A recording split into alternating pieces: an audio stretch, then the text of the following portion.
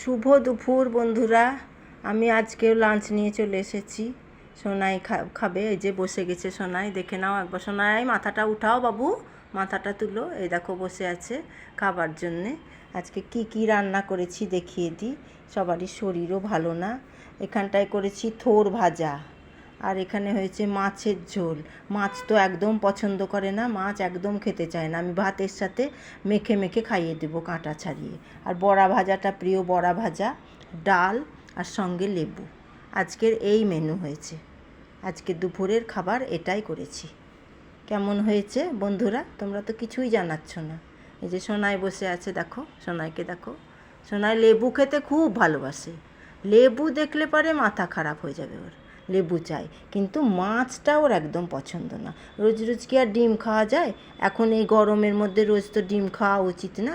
ওই জন্য আজকে মাছই হয়েছে। তাই এক পিস মাছ দিয়েছি, আলু পটল দিয়ে পাতলা করে ঝোল করেছি। ওটাই আমি মাছ কাঁটা বেছে ওই ভাতের সাথে মেখে মেখে খাইয়ে দেবো। আসছি সোনাইকে খাওয়াতে, চললাম খাওয়াতে। টাটা।